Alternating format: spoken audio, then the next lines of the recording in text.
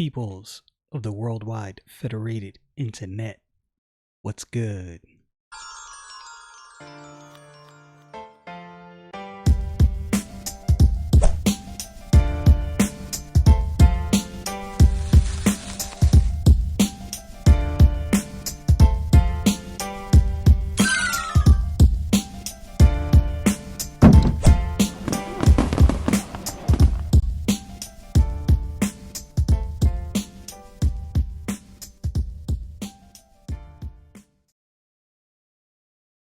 As I read through the book of Exodus, I'm encouraged by a lot of things. Here's one thing that I'm encouraged by. You have to marvel at the mercy of God. In my opinion, you have to. Because you see the children of Israel do things so contrary to what God has instructed them. And yet time and time again, God has mercy. Yeah, there is judgment. They don't completely get away from that, but God has mercy, comes back, does something good for them. They sin again. They murmur. They do things. They do the exact things God told them not to do. There's judgment, but God has mercy, restores them. And this cycle goes on and on and on as you read through the Old Testament. So a lot of people you can read through that and you can take a bunch of things from it. But one thing you can definitely take from it is the enduring mercy of God. Now, I will tell you, it is not a good idea to take that and then say, oh, well, I can go sin and do whatever I want. That's not the takeaway there. The takeaway is at the moment you do fall, God is definitely merciful to forgive you and to restore you. And in my opinion, that is greatly encouraging. So anyway, we're going to get to the book of Exodus chapter 16. Let's get into this. And they took their journey from Elim, and all the congregation of the children of Israel came unto the wilderness of Sin, which is between Elim and Sinai, on the 15th day of the second month after their departing out of the land of Egypt. Verse 2, and the whole congregation of the children of Israel murmured against Moses and Aaron in the wilderness. Here it is. They get discouraged. They're murmuring, backbiting, talking greasy to Moses and Aaron. They want to figure out why you brought us out here. We about to die out here, homie. We don't got nothing. What's going on? They're discouraged. Their mind wasn't in the right place. So as I read this, if you're watching, you see I got some, or you can't see it. It's not on my screen, but off to the side, I got some verses that I've pulled up. And one of the verses I've pulled up is Philippians 4:8. Reading this made me think of that verse. That's exactly where my mind went. So I'm going to go to Philippians 4:8 and I'm actually going to read 1 through 8. All right, so Philippians chapter 4, verse 1. Therefore, my brethren, dearly beloved and longed for, my joy and crown, so stand fast in the Lord, my dearly beloved. I beseech Euodias and I beseech Syntyche that they be of the same mind in the Lord. Chances are there was something going on between these two, some kind of bad blood. And he's admonishing them, imploring them, hey, y'all need to get on the same page about whatever this issue is. And I entreat thee also, true yoke fellow, help those women which labored with me in the gospel, with Clement also, with other my fellow laborers, whose names are in the book of life. Rejoice in the Lord always. Again, I say rejoice. Simple statement, but thinking back to what happened in the book of Exodus, he's telling them, rejoice in the Lord always. So that meant at all times, good times, bad times, things falling apart. Here's just personal testimony, right? Not telling you what to do, just giving a personal testimony. What I've found is when things fall apart, if my first reaction is God, no matter what's going on, you are in control. And I start thanking God for things that might seem small, because nothing's small when it comes from God. So I start thanking God for all the things that you just typically don't pay attention to. And what I realize is my situation is not as bad as I think, and God is still in control. Verse 5, let your moderation be known unto all men. The Lord is at hand. Be careful for nothing, right? Being anxious, worrying about things. Don't do that. But what are we supposed to do? But in everything, by prayer and supplication with thanksgiving, let your requests be made known unto God. You got a need? Now, it's not talking about, hey, God, I want a Lamborghini. Not that you couldn't pray for that. I don't think that's the intent here. And the peace of God, which passeth all understanding, shall keep your hearts and minds through Christ Jesus. Finally, brethren, whatsoever things, this is the thing that in situations like the children of Israel were going through, and I don't think this principle is new. I think this principle is back there in the Old Testament as well. Finally, brethren, whatsoever things are true, whatsoever things are honest, whatsoever things are just, whatsoever things are pure, whatsoever things are lovely, whatsoever things are of good report, if there be any virtue, if there be any praise, think on these things. I've said this before and I'll say it again.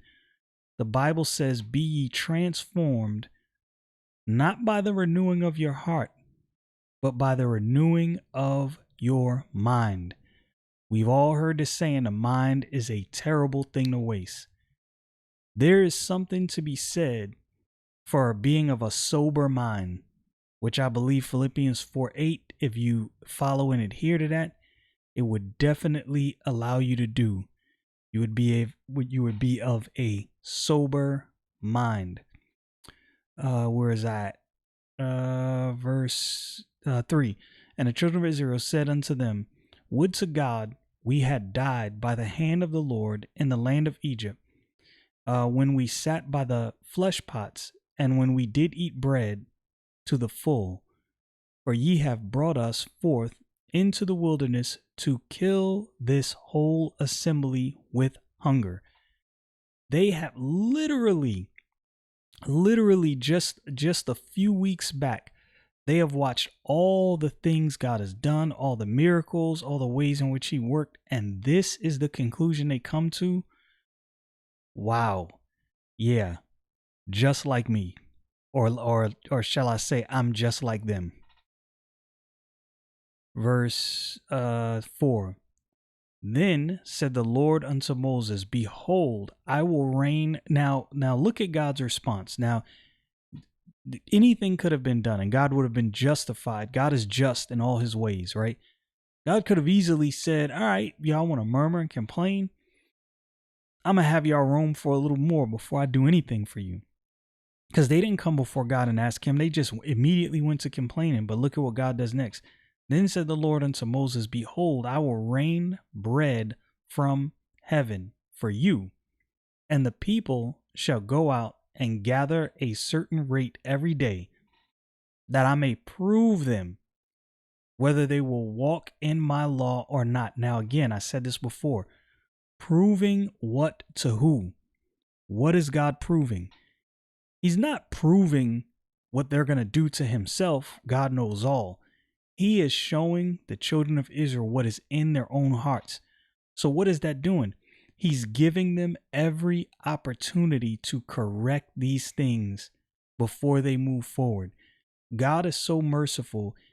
And as I read through the Old Testament, my vision is being corrected on my perception of how God deals with man, right? Because we always, the common thought in this human, we always go to, well, why would God allow this? Why would God allow this? Why would God allow this? When you read this, you begin to see, we are foul. Like, we do a lot of things that's completely backwards. And then we want to blame and ask, why would God do X, Y, and Z? How about this question? Why hasn't God wiped all of us out immediately? Yeah, that's the question we really should be asking, because his mercy, it fails not. Man, I'm so thankful for that.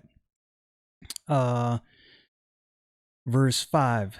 And it shall come to pass that on the 6th day they shall prepare that which they bring in, and it shall be twice as much as they gather daily. And Moses and Aaron said unto all the children of Israel, at even, then ye shall know that the Lord hath brought you out from the land of Egypt. Again and again and again they murmur, God does something, they murmur, God does something, they murmur, God works. God is showing them what's in their own hearts, giving them an opportunity to prepare, to correct things, and showing them that they can definitely trust him. God's faithfulness is proven, right? So there's no changing and no variableness there. His faithfulness is proven. The children of Israel are wilding, straight wild, and they can't see it. All of that happens to all of us. Where is I at? Gather daily, verse 6. And Moses and Aaron said unto the children of Israel at even, I just read that. They shall know that the Lord hath brought you out from the land of Egypt. Verse 7. And in the morning, then ye shall see the glory of the Lord, for that he heareth your murmuring against the Lord. Notice what he said. Now, so yeah, they're murmuring to Aaron, but they're blaming God. Right? Aaron and Moses, they're blaming God. Yo, why did he bring us out here? We could have stayed in Egypt in bondage and slavery and been full and happy. Think about that. They would rather be enslaved and fed versus free and trusting God. I would rather serve and trust God than to be comfortable being a slave to whatever, sin or whatever it is. I would rather trust and serve God. And I'm not saying that piously. I'm saying these things are warning. I know how wicked I am. So these things I read in the book of Exodus and the Bible in general are warning to myself. And in the morning, then ye shall see the glory of the Lord, for that he heareth your murmurings against the Lord. And what are we that ye murmur against us? They're like, yo, you murmuring against us. We can't solve anything. And God worked miracles. Like, what are you really murmuring about? Verse 8. And Moses said, this shall be when the Lord shall give you in the evening flesh to eat, and in the morning bread to the full. For the Lord heareth your murmurings, which ye murmur against him. And what are we? Your murmurings are not against us, but against the Lord. So they were trying to use, in verse 8 there, Moses is showing them, you're trying to use a scapegoat. You're coming at us like we have control over any of this. Really what you're doing is you want to blame God, and you want an excuse around that. You want to use us as a scapegoat. I think, there's so many similarities. Human nature has not changed. There's nothing new under the sun. And if you read through these things, look at these things and think about these things, you begin to see patterns. You begin to see the same patterns probably that work out within your own mind. You may not say these things out loud. I'll let me be the first to admit I have murmured against God. I'm admitting it. Things have happened and I'm like, yo, why me? Why this? Why? And you get all down, not realizing, yo, what about all those times God has done X, Y, and Z for you? What about all those times God has come through? First of all, you don't deserve anything. And here it is, you murmuring after you have a lifetime of blessings from God to look back on. I think all of us sometimes fall into that trap. And we really need to watch out, because that's a dangerous trap to fall into. Y'all know what it is. Stay frosty, people.